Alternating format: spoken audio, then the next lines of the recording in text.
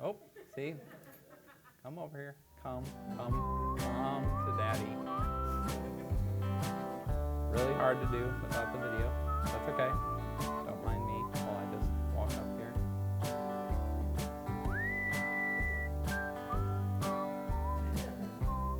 Get me? Yeah, that's right. There we go. Oh, yeah. We have the speed. Quartered the speed because it was wicked fast before. And kind of hard to control. But now it's, oh, I do have to do it. All right. Sweet. Well, you know, actually, well, yeah, yes. I can go into all that, but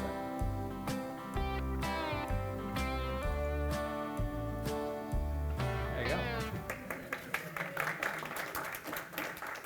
Huh. You just gotta press that. There you go.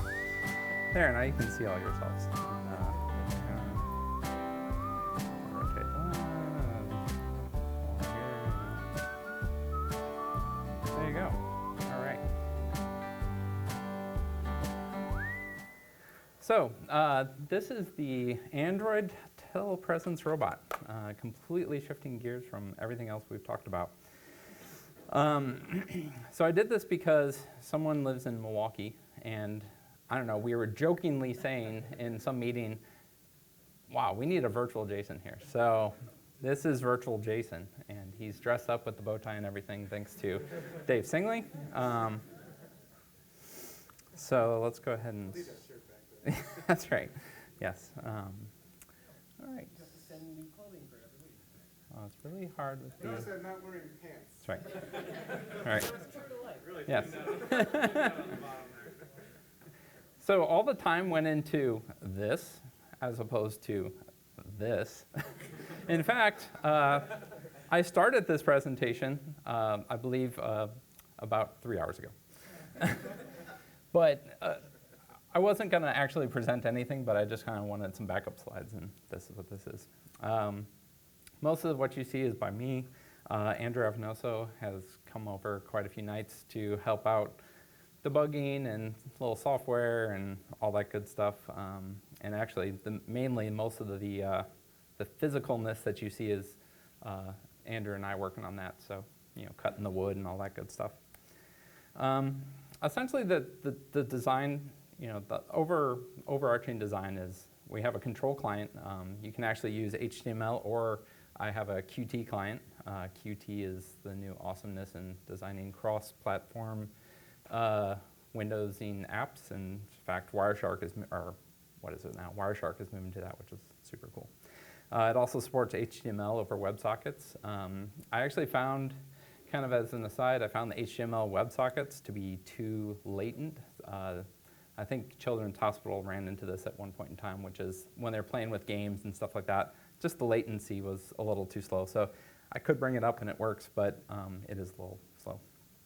The command server in the background is Node.js. Really, it's probably maybe 50 lines. We can look at that. But it really, all it does is forwards message, takes message in, JSON, pushes it back over here.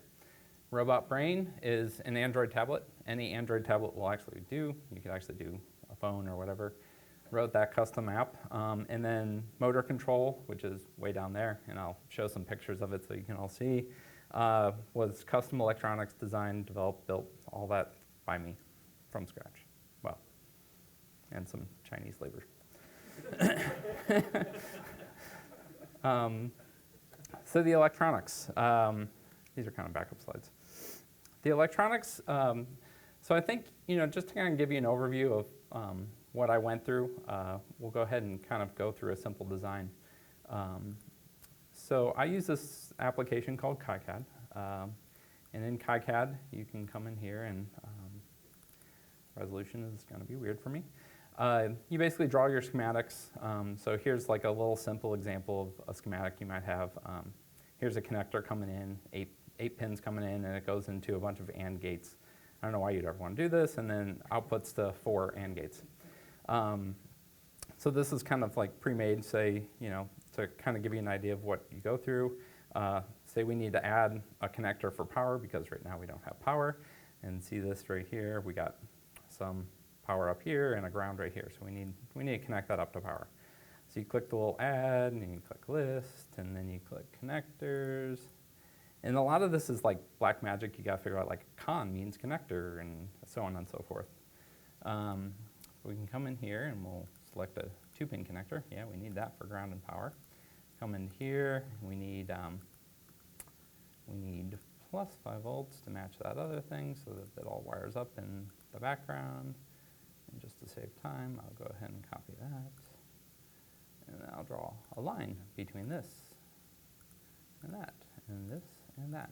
So what that does under the covers is now this 5 volt is actually attached to that 5 volt. So it's all connected together. It's kind of like variables in a program, or not really, it's more of like spouts and sockets or something, I don't know. So anywhere 5 volts shows up, yay. So this is just kind of the easy representation of what somebody might look at a circuit and be like, oh, hey, what does something do? So they'll look at this, and this is kind of the blueprints. So the next step is that you have to export these blueprints to something that you can create a PCB out of. And a PCB is what you find in your computers, electronics. Everything has a PCB in it that you pretty much use today. Did I do that already? Yeah. And so what that just did is it basically exported all the variables that says, this pin's connected to that, that's connected to that, et cetera, et cetera. So it created all these maps of everything. The next step that you do is you basically assign these things to physical devices. So these are just kind of like a graphical representation that makes it easy to watch. This is physical device assignment. So we have our 8-pin connector, so let's come here and find a connector that might work.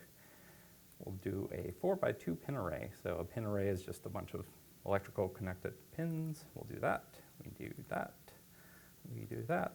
And then this guy is actually, we'll go ahead and make him a microcontroller, or a microchip. And I think he's 14, let's hope that's 40, I don't remember. Long day.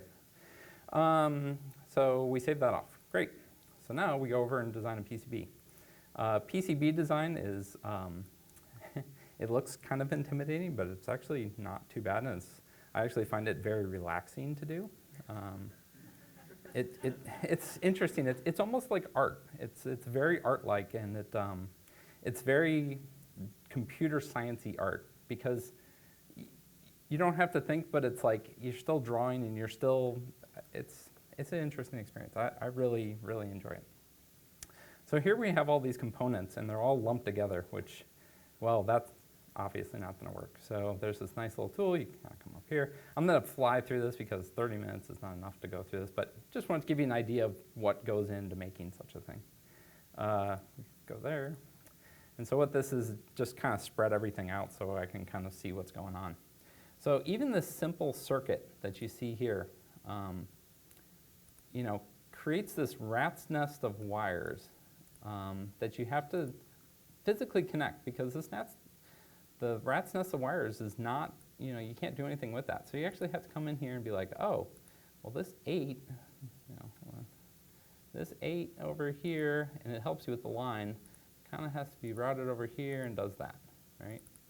And then this 7, well, that's got to go, geez, I can't go this way with it because, well, that wire's in the way, right? And so you can't overlap wires, you can't do anything like that. So, there's tricks where you can kind of go through the middle here and do this and all that. So that's kind of fun, and you draw all that out. There's also a thing called an auto router. They are completely useless for complex designs, but for simple designs like this, they will actually work.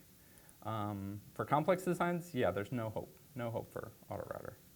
But for this, and you'll kind of get an idea of how bad an auto router is, it uses a lot of extra wires and a lot of layers. So if I took my time with this, I could probably get it down to 1 layer, no problem, and then there'd be room for other components. The auto router does a horrible job, and it's kind of like, well, I'll just create all these vias and all this stuff. So anyway, that's a simple circuit. Yeah. Oh, sorry. A via is these little white dots, and they basically change from the top to the bottom of the circuit board. So there's a top and a bottom. And like your modern phone, like your Galaxy phone or something like that, it could have probably 8, 10, 12 layers, something like that. Some board houses will actually go up to 36 layers. So you'll actually have 36 different colors here, and you might see 36 different layers that you have to manage. And in fact, like a lot of modern processors, their pin density, the amount of electrical connections within a given area, I mean, you can get like an inch squared and you might have 1,000 connections that you have to make in that inch squared. And so hence a lot of layers really helps in that respect to get the wires out. So to kind of follow through the evolution, so there's that. The next thing I'm going to show you is essentially the initial hardware I designed.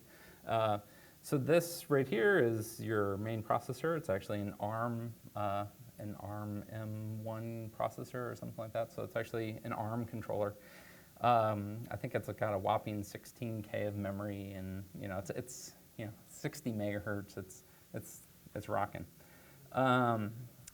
But it does what it needs to do. It's completely real time. So every line of code that you write on there is your control. So you don't have the operating system getting in the way and saying, oh, I got something over here to do, memory management, et cetera, et cetera. No, it's all you. You want to do memory management, go write a memory manager. So this is only part of it. These little boxes down here are actually subsheets, and so here's the motor controllers. And here's the power, lovely power, and all the equations that it took to figure out how to set the resistors and all that for power. It's actually pretty easy. You just look up a data sheet and it's in instructions and it says, plug these numbers in, and you kind of go through and you eventually come up with some numbers. Well, I shouldn't trivialize it, but it's not as hard as it looks.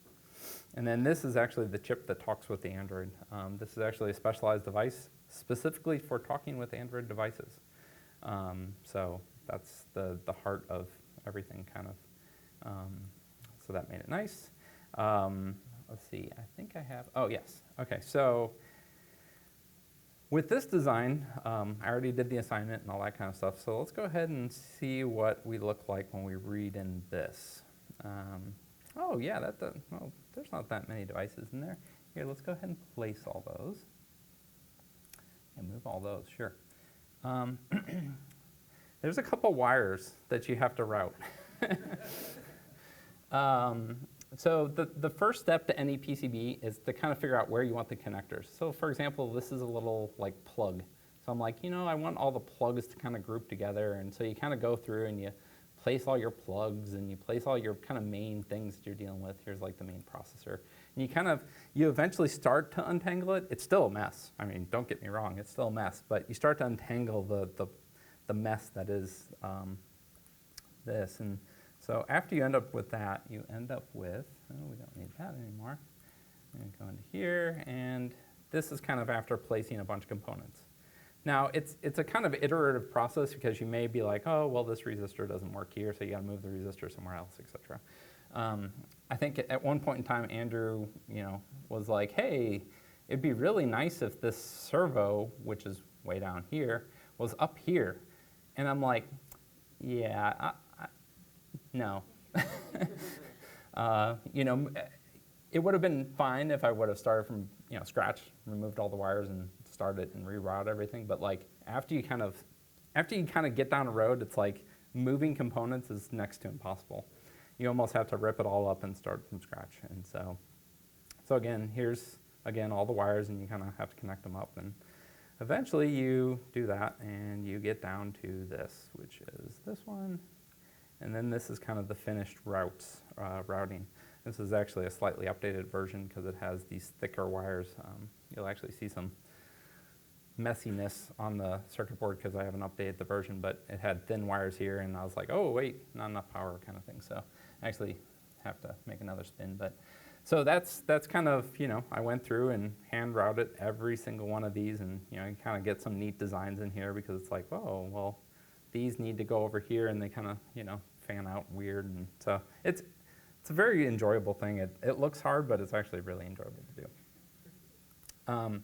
So after you do that, you press the print button. And in hardware, print button means compile. It's like a compile.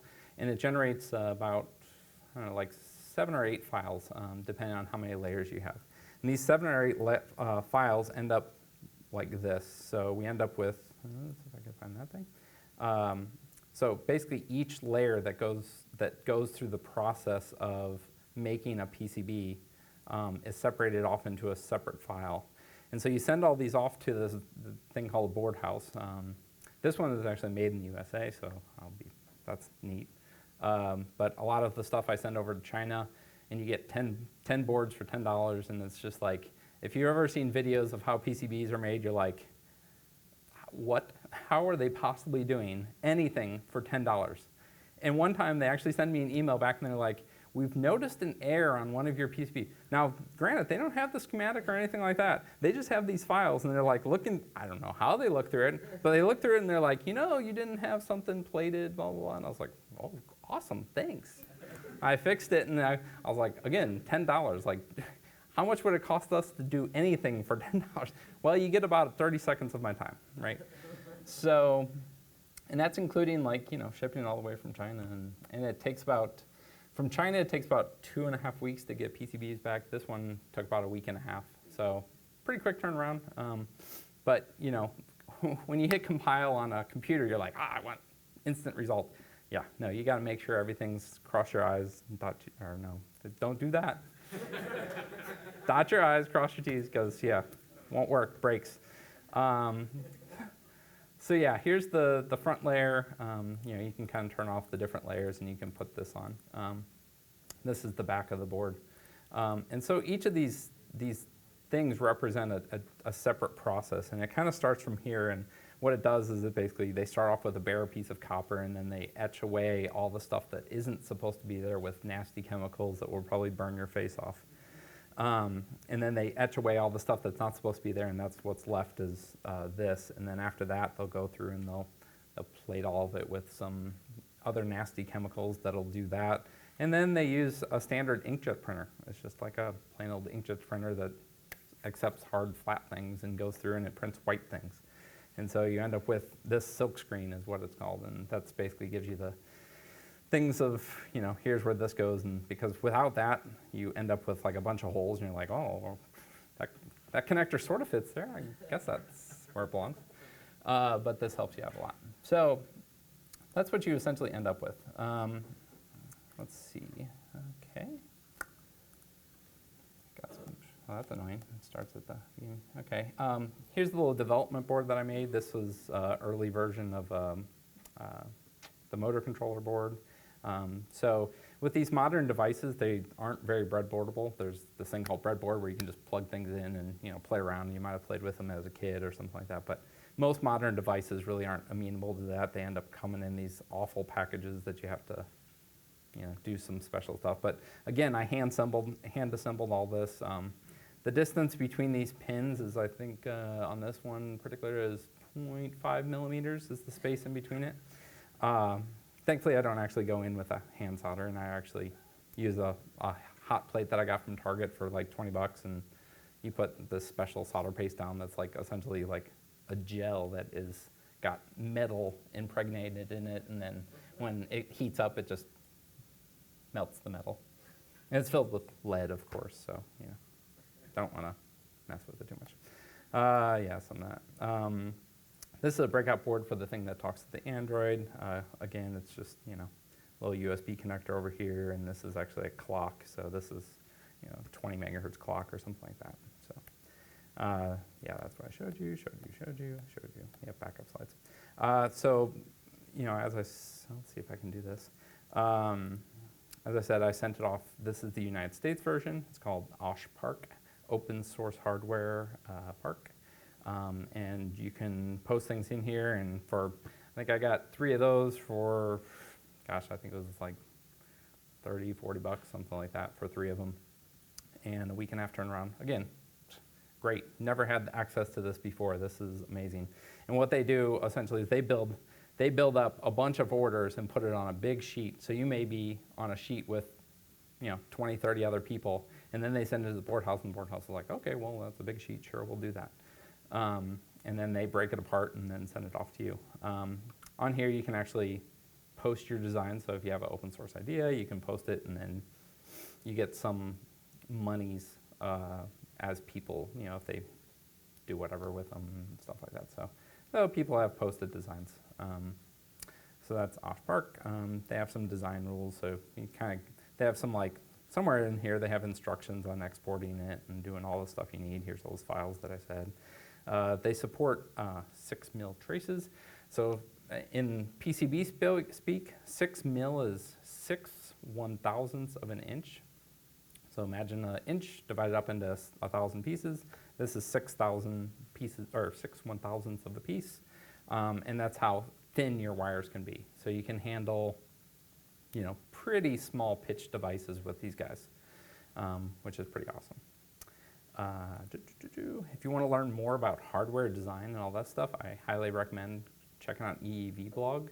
It's got some really cool videos. I mean, this guy's nuts. He's from Australia, and he's got some really good ideas of he really re-energized me back into electronics again. I used to do it way back in grade school, and this guy really re-energized it, and he's got 550 videos now, so it's pretty crazy. He's pretty awesome, and he also has a podcast, so if you can't watch videos and you want to listen in the car, I do this as well, and which is pretty cool. He talks to some pretty cool guys.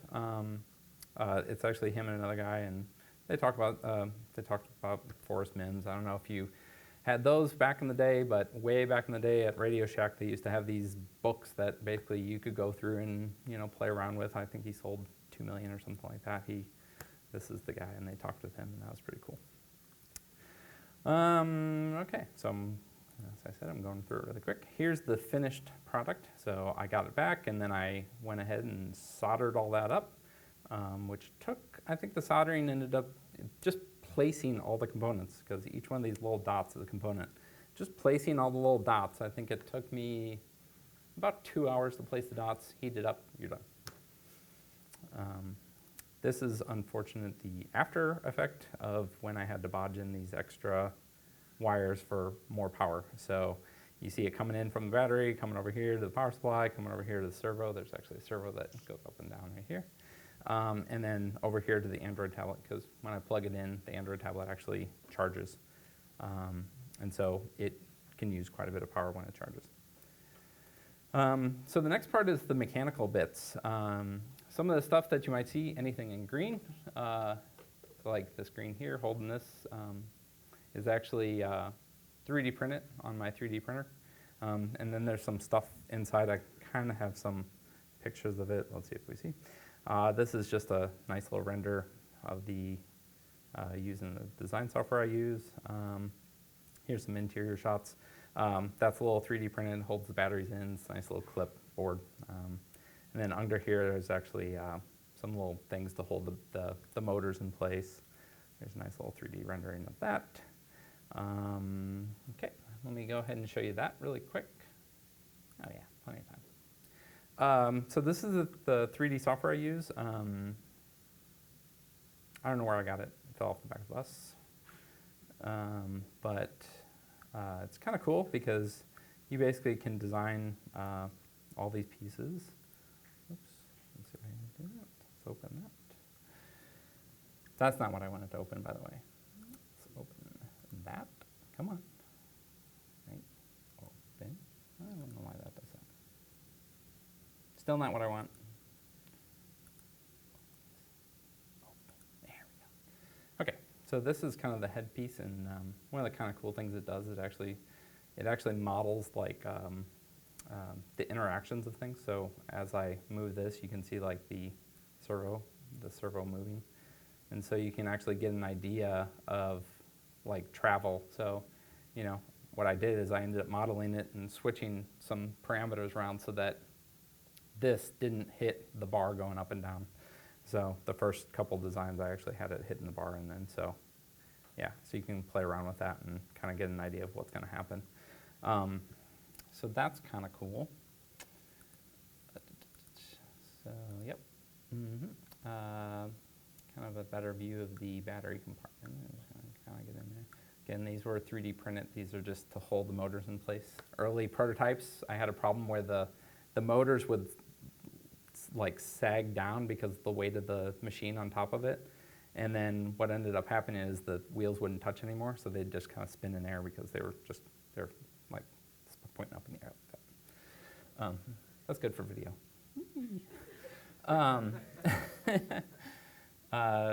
So, and then these this is like a little, just a little catch for the batteries. Before the batteries were just kind of flopping out, and so I actually designed these catches, and this catch goes in and out with like a little lever and stuff, so that was kind of fun. All 3D printed. Okay. So the next thing is software. I'm not going to spend much time on software because everybody knows software here, but I'll step you through the basics of it. Here's the server, lovely. It's all written in Node, and it's all fits in one file, and a grand total of 146 lines. That's it. And again, all it does is really just route stuff in. So socket connection comes in. I actually used TCP sockets. I probably need to switch to UDP because we were having some weird issues in here. TCP connection comes in and then just broadcasts to everybody. So you technically could have multiple people logged into this. I'm not sure what would happen. So yeah, that's the Node code. Very boring. The little app here that you see that drives this, oh, wow, it's still connected. Excellent. Okay. This was all written in Qt, like I said before. Qt is just a cross-platform thing developed by Nokia, which is super bizarre. According to their website, it's like it runs everywhere. It'll actually run on a phone, which I'm like, yeah, right. But in theory, it runs everywhere. Yeah, it probably does. It just runs very poorly. Yes. So you know, it's essentially C++ derivative. It's they took some they have like a pre-compiler step of some sort that ends up working. So it's kind of interesting in the sense like in C++ you don't have the idea of signals and slots. But in Qt, you do. And so all the event handling is all signals and slots, which is pretty cool. So for example, this connect here, we connect the socket. When data is ready, it goes to the read socket data method. So makes it super nice. In some ways, probably better than like writing swing apps, honestly. I'd rather write it in this because, I don't know, I don't like swing. And I don't think anybody does. Yeah, and I'm trying to think if there's anything interesting to show here. Nope, not really. Generates JSON and just sends the JSON one per line, and then we just split on, in the server, I just split on new lines and send off every new line. So that's essentially that. Sure, you can force quit. The firmware, this is the stuff that's actually running on the control board. This is all written in C, not C++. The Arduino, I don't know if anybody's played around with that. That's actually C++. I think most, you talk to most microcontroller people, they prefer C over C++ because C++, when it executes methods in a class, and if you know anything about it, there's this virtual table lookup that it has to do, so there's this cost incurred for every lookup of, or trying to run a method. C, of course, you don't have any of that. And without all that, you get like all sorts of optimizations that you can do. You can do inlining if the method's small, et cetera, et cetera. This is the motor.c. There's quite a few files somewhere here. These are all the files. Yay. So basically, you have all the control. So, what this is doing is it's essentially setting up all the different external pins. So it's just like calling a method. So, to turn a pin on, you call a method and it turns a pin on. You call a method, turns a pin low. This, in fact, is attaching a pin to a timer. So a timer is essentially, again, what's cool about microcontrollers is everything runs in its own little thing. So for example, like timers, they're running off in their own circuitry, so they're not interrupting your code at all. The only thing that happens is when that timer goes off, it raises a signal to your code that says, hey, something happened. But again, you have complete control over everything you do on here. So if you don't want to listen to that signal, you can ignore it. So you can really do like real-time apps. So like if you need to do really precise timing of like, oh, somebody shoots a gun and I need to track that bullet and stop it at this exact, yeah, use microcontroller. You don't write it in, Ruby or Python or where it's like eventually like, oh, garbage collecting, sorry I missed the bullet, you're dead. So yeah, that's essentially all that good stuff. So yeah, hopefully, oh, and then there's the Java app, which, yeah, the Android app, which, yay, well, everybody knows how to write Android apps. It's Java, and you just drag some XML around and more XML and more XML, and then you tie all the XML together. And that's Android. So yeah, that's that's pretty much it. Cool. Thank you. Any questions? No? Yep. Are you planning for autonomous control mode? Yeah, I'd love to go further with this and just, play around with, I mean, my kid, every time he sees this, she's like, oh, can I play with the robot? I'm like, it's not working. Because, my gosh, with him playing with it, I mean, I probably would have a broken house. But yeah. What's the cost, the total cost? Less than $100, right? Yeah, I mean, it's not much. I mean, the circuit board, like I said, the problem with cost is that there's like the development, development boards. So I had 2 runs of development boards. I had, and a lot of there's equipment costs, like, I have oscilloscopes and power supplies and all this stuff at home that, if you didn't have any of that, then it's hard. But yeah, I would probably say about $100 would be my guess. Well, without the... Well, that's right, 3D printer. Yep, 3D printer is expensive too. But yeah, I mean, honestly, yeah. I mean, it's funny, like the 3D printer, like my wife asks me this all the time. She's like, how much did this cost to print this? Because I don't know why she cares. But yeah, the kids can't be fed. I know, right? Yeah. So I'm still, and the other thing people ask me is like, why are you still printing green? Because I'm still on my first spool. The first spool of plastic cost, I think $25, and I'm still on the first spool. And so those little plastic pieces, maybe a quarter a piece to print. It's all about time. I mean, to print those things, gosh, it probably took 2 hours to print, 3 hours to print. So. What do the printers go for? Mine, I think was probably $1,500 when I bought it. Yeah, I mean, you can get different types for different prices. The main thing I keep on bringing up, anytime somebody asks me about my 3D printer and they're like, oh, do you use it a lot? And I'm like, yeah, not really. And, well, wasn't that an expensive toy? I was like, I want my kids to grow up in a house that has a 3D printer so that they're like, well, I just expect a 3D printer to be around, right? I mean, when I grew up, I grew up with, computers and stuff like that. And so I just expect computers, and I know computers really well because of that. With them, I hope that they know 3D printers are just to be expected, and it could potentially be the manufacturing of the future for a lot of things. Do you think you're on like an FBI watch list? I don't know. Yeah, that's a good question. Yeah. We'll see when I try to get my clearance back after Lumify. Yeah, go ahead. Can we buy this on Etsy? Yeah, that's right. Andrew and I joked about this of putting it on Kickstarter, because honestly, like if we cleaned it up and, did some decent job, people buy anything on Kickstarter. I mean, now, what would do if like I put an Apple logo on it? My God, I could charge like $1,000 for it on Kickstarter, and people are like, oh yeah, I want that. Put a little aluminum on it, and yeah, exactly, right. If you had So. done it with an iPad. Yeah, right. Yeah. With Android, people are going to be like, seeing it on Kickstarter and be like, I could do it myself. And then never do it, but, they could say they could do it themselves. So.